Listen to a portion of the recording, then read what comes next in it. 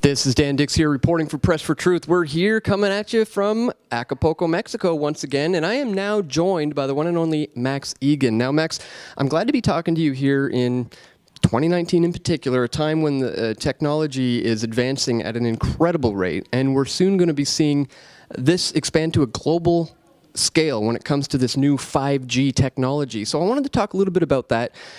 Maybe we can get into some of the privacy issues, some of the health issues related to that. But before we get into that, maybe you can start us off with just a general, what is 5G, or perhaps how does 5G differ from what we currently have, 3 and 4G?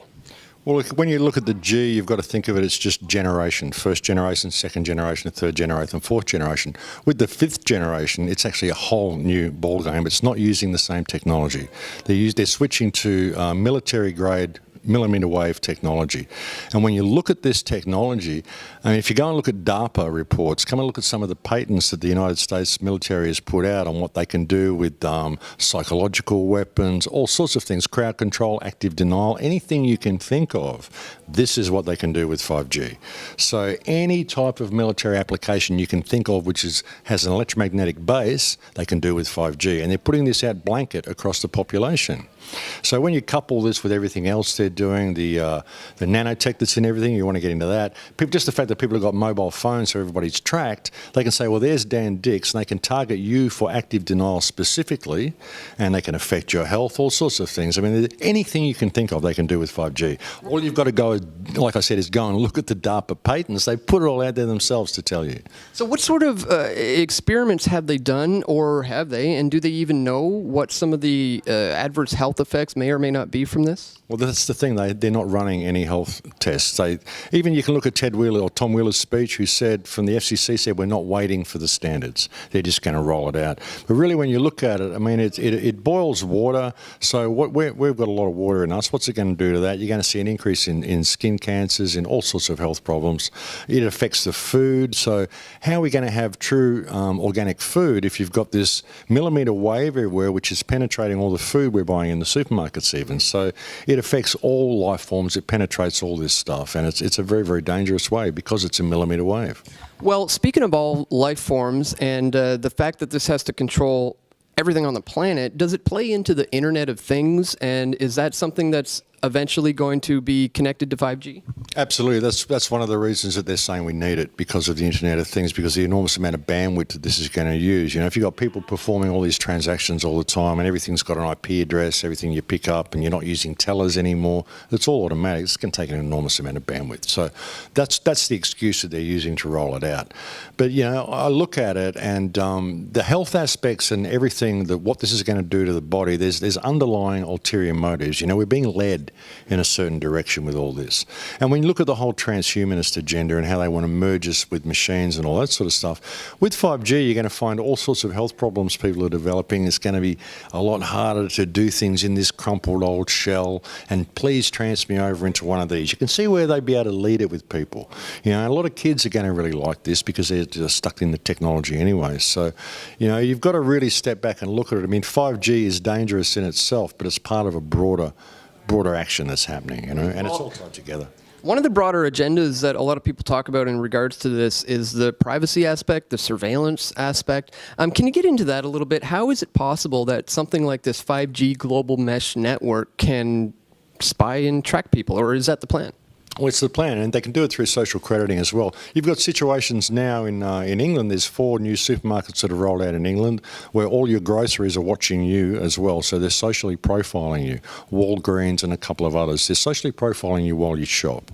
So when you look at the Chinese social crediting system they've got as well, you know, if they digitize all cash and they socially profile you in every move that you do, track everything you do through all the surveillance cameras, they can suddenly say, look at this Dan Dix guy. He's talking to people and he's saying things that we don't like. So there'll be an algorithm there which will pick up on your profile, pick up on who you're talking to, what you're saying, and it'll just start docking your social credit points. And when your social credit points get below a certain level, you'll find you'll go buy an air ticket one day and you're not qualified for the air ticket, and there's no one you can call. It's just simply the algorithm is determined that you're below on social credit points, and now you are now untrustworthy, and you can't be permitted to travel because you're untrustworthy. This is what they've done in China. There's over 7 million people now on China's credit blacklist who cannot fly planes, they cannot ride on high-tier trains, and some of them can't even rent houses. So they can basically criminalise. This is thought crime. You know, you're saying and doing the wrong thing, and if you're a dissenter who's speaking out against the government, they can limit your social crediting points and limit you from access to the world around you by putting a digital barrier there where it requires permission to do everything. And if you're not up on social credit points and you don't have the permission, you suddenly become an undesirable and you get put into the smart prison because you can't rent a house, you can't travel anywhere, so what can you do? That's the way they do it, you see. So it's basically separating society into two classes, desirables and undesirables, and it will all be determined by algorithms. You won't even need to commit a crime. You've got your clock radio listening to you, you've got your TV watching you, you've got everything listening to what you're saying. You could be in bed having a conversation with your wife and suddenly you say something that the algorithm doesn't like and it determines that Dan Dix is a irresponsible, untrustworthy person and it docks your social credit points and you don't know until you go to buy something. And then you say, well, what do I do? And the person at the counter says, well, I don't know. The computer says no. They don't know, so they're not to blame. You can tirade all you want and see, well, who can I call? Well, we don't know who to call. You go online, who do I call? There's no one. There's no website. There's nothing, no one that you can call about this. Well, what sort of limits are to their power here, and how far can they take this? Because if they can track us social credit wise, are they going to take it to the point of manipulating our ideas, our opinions, our emotions, our very beliefs? And is that even possible? I think they're already doing that if you really look at it. They're certainly manipulating our beliefs, but they can manipulate our emotions through 5G. Again, all you've got to do is go and look at the DARPA patents. There's a file, I think it's called psychoactive weapons, something like that. You'll find it. Just search psychoactive weapons DARPA, and you'll find a PDF which lists all these patents, which tells you what they can do. They can change your emotions. They can change transparent eyelids are sort of the things they're talking about. Transparent eyelids. Itchy eyeballs, so you want to scratch your eyes out, itching on the soles of your feet where you can't scratch, all this sort of stuff they can do. So the patents are off the charts, and these are all official patents, stuff that they've been trying for years, and it's all military grade stuff. And you look at what they did in the Gulf War with what they're calling the voice of God, how they put that message in the Iraqi soldiers to lay down their weapons and march to and give themselves up, and they all got firebombed, and that's on record that they put the voice of God into the head of those soldiers. That's admitted by themselves. So what can they do with us with this 5G technology? Put suggestions in people, control people's emotions, all sorts of stuff. We're electromagnetic beings when it really comes down to it. Everything we experience, you holding that microphone, you can feel that from an electromagnetic signal that goes to your brain that tells you that's what's going on. Everything you see is decoded electromagnetically. We're essentially energy beings. So if they can manipulate that energy, and then you've even got to look at stuff like quantum computing and all the stuff they're doing. If you consider your body, you being an electrical being, and your DNA tuned to a particular frequency that harvests Dan Dix from the surrounding field, there's only really one consciousness. We each harvest a frequency of it. Can they create a quantum computer by mapping your DNA and mimic that signal and then harvest your consciousness into a mainframe, or can they affect your consciousness in the field and seek signals that way? I mean, this is all the stuff that they're experimenting on. It's pretty out there to a lot of people, but as I said, all you've got to do is go and read the DARPA patents, and this is what they're telling you in the mainstream. So what are they not telling us? Yeah, no doubt. Well, I guess that leads to the obvious question. If this is the case, and it does in fact seem to be, how do we protect ourselves against this moving forward? I mean, when it comes down to frequencies, manipulating, our emotions and our minds through microwave technology on a global mesh system, is it inevitable? Is it stoppable? And how do we, as individuals, protect our minds from this machine?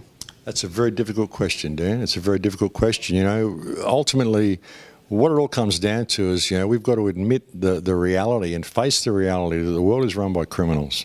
There's nothing really wrong with technology, but those who are controlling the direction this technology is going are very bad people. Exhibit A, the Earth. Have a look at the place. And you consider that every problem that we have on this Earth exists because it's legislated to exist. And whether the governments are just a facade that we can get to and there's a working behind that, whatever, but that's still the mechanism we have to deal with. And I really like what's happening happening in France, actually, the way they're just pulling the whole system down and destroying the infrastructure. And that's really ultimately the only way we're going to combat 5G in the end. As nice as we want to be about it, and as much as we picket and petition and do all these things, these towers, these 5G towers they're putting up are doing harm. They're causing harm. You know, we created a legal system to prevent the causation of harm and to provide remedy when harm is caused. And now our government is using that very legal system to inflict harm upon us, and we're told we can't do anything about it. Well, that's not acceptable. You know, these people were elected by us to manage our infrastructure in a responsible manner. That is the sole purpose of government if it's going to exist at all. And if it doesn't do that, then it has no right. It is invalid. So we need to pull this infrastructure down. We really do. But in order to do that, I mean, we can't just be some violent domestic terrorist. You've got to bring this awareness to the people that these towers are doing them damage. You don't need bandwidth that fast. And they're not doing it so you can download movies quickly. They're doing it so they can track every single thing you do and bring in this social crediting system to control even everything you think. You know, that's what they're doing. So we need to raise public awareness of this and pull this infrastructure down before it gets completed. Well, I'm glad you mentioned France because, you know, they joined together on the idea of taking down the speed cameras, and they knocked out upwards of 60% of those cameras. And that's a really interesting collaborative thing that people decide to do. Moving forward, when it comes to 5G, we need to continue to raise awareness. Maybe we can reach that 10% tipping point, as some people often say.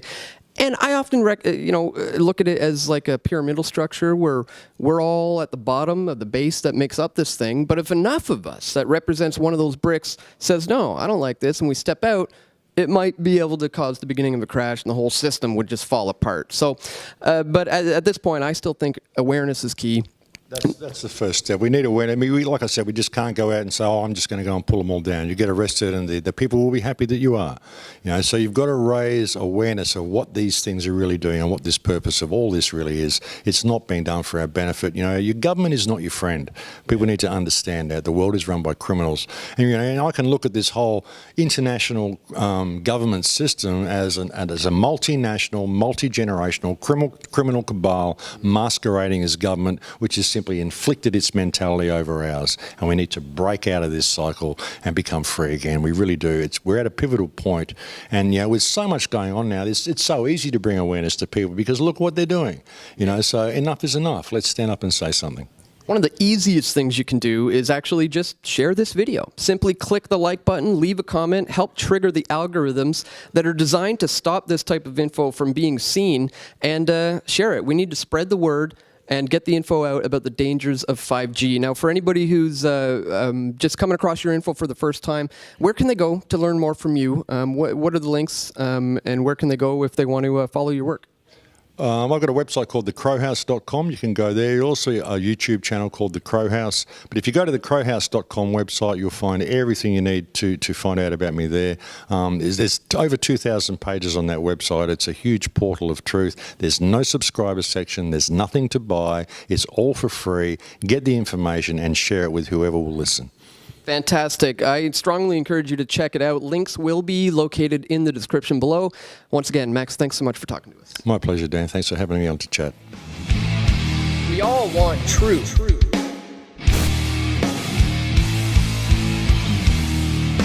The truth will set you free.